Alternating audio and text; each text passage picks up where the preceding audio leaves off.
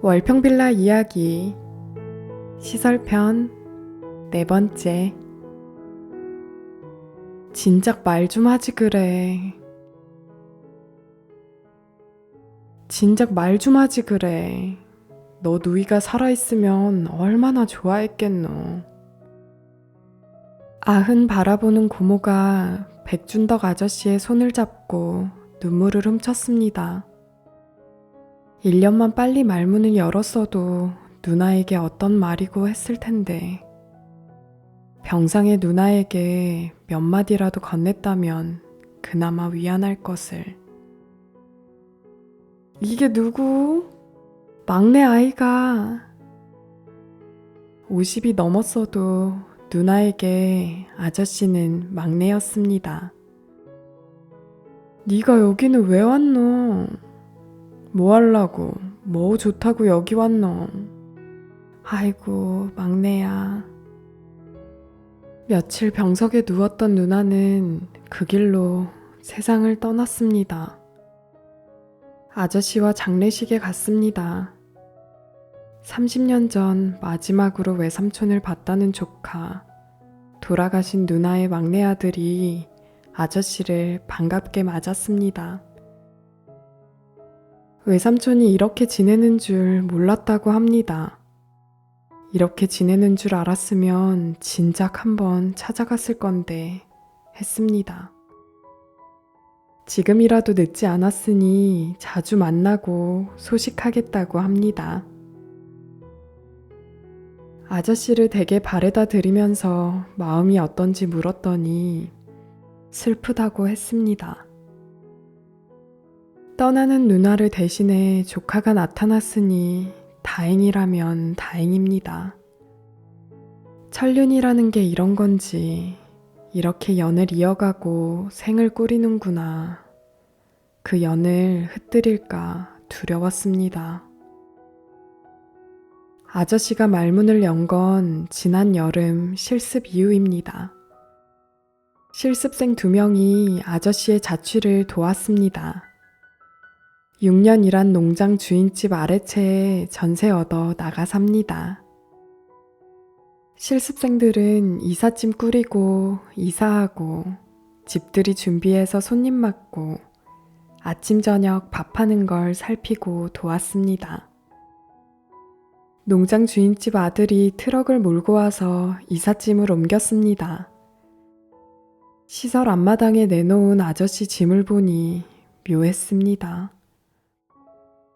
시설에 사는 아저씨가 자취한다고 시설 마당에 이삿짐을 내놓은 거죠. 이렇게 시설 밖에서 자취하는 사람이 4명 있습니다. 평소 시설 밖에서 자취하고 여름 더위 피해서 겨울 추위 피해서 잠시 시설에 머물거나 방학에 놀러오고 명절에 인사하러 입주자 회의 참석하러 시설에 옵니다. 실습생으로 대학생 2명이 왔는데 한 명은 청주 사람이고 한 명은 고흥 사람입니다. 한 명은 도시 아가씨, 한 명은 시골 아가씨.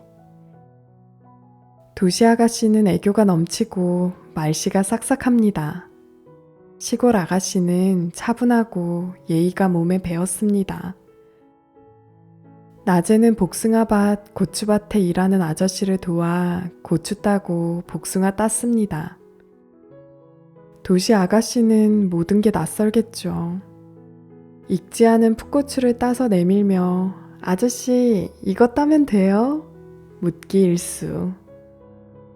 아무리 알려줘도 그걸 구분하는 게 쉽지 않아 보입니다. 보다 못해 아저씨가 한마디 했습니다. 그거 따면 안 돼. 걱정되는지 드문드문 확인했습니다. 상의 잘 따고 있나?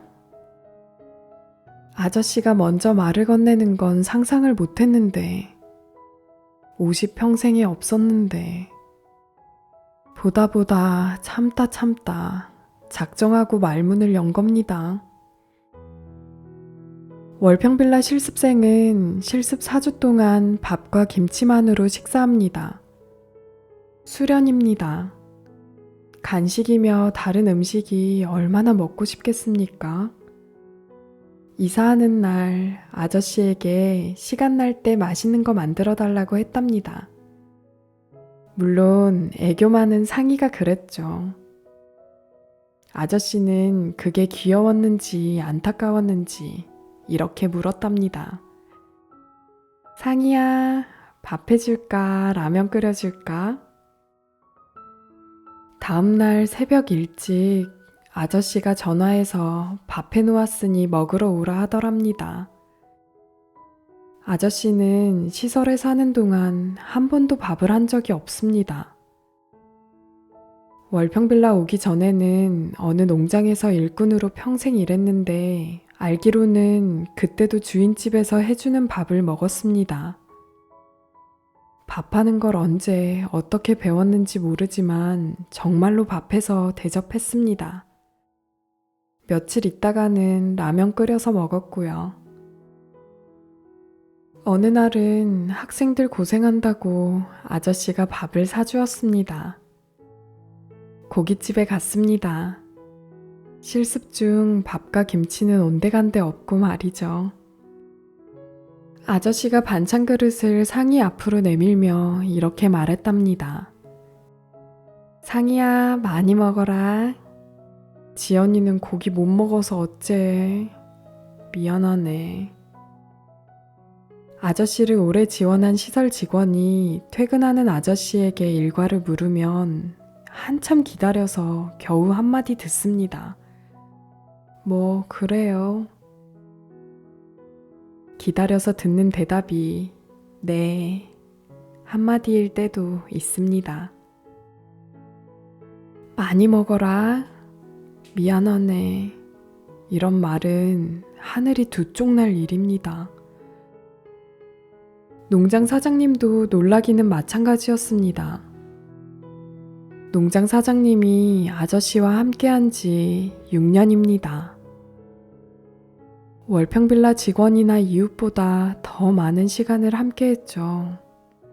그런 분이 아저씨 말하는 것을 듣고 놀랐답니다. 동네 사람들은 아예 말을 못하는 줄 알았답니다. 실습 수료식에 농장 사장님과 사모님이 왔습니다. 사장님에게 한 말씀 부탁했습니다. 사장님은 학생들을 보며 많이 배웠다고 합니다.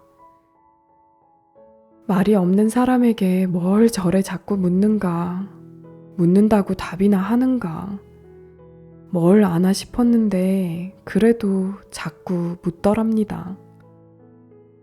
아저씨 그릇 사러 같이 갔는데 대답 없는 아저씨에게 어떤 그릇 살 거냐, 이건 어떠냐, 저건 어떠냐 하고 하도 물어서 사장님 내외가 그랬답니다. 물어도 대답 없는 사람에게 뭘 저래 자꾸 묻노. 그런데 그게 아니었습니다. 보름 못 가서 아저씨 말문이 열린 겁니다. 풋고추 들고 와서 잘 땄는지 묻는 도시 아가씨를 보며 어이가 없었겠죠. 밥 해달라, 집에 초대해달라 하는 애교에 마음이 녹았겠죠. 밥과 김치만 먹는다니 안쓰러웠겠죠. 아저씨라도 챙기지 않으면 안 되겠다 싶어서 챙기고 다독이느라 말문을 연 겁니다.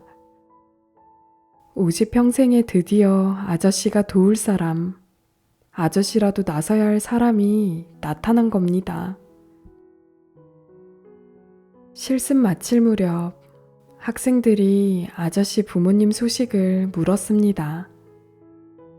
벌써 돌아가셨지.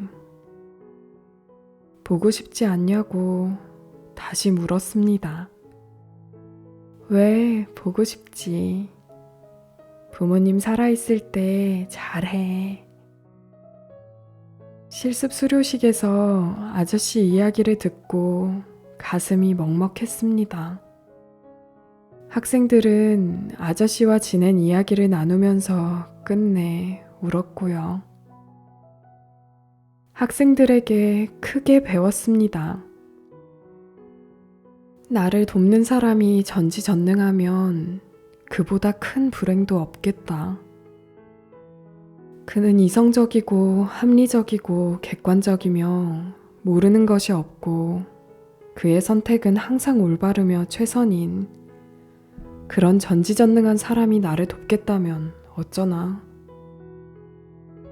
그 앞에서 나는 한마디도 할 수 없다.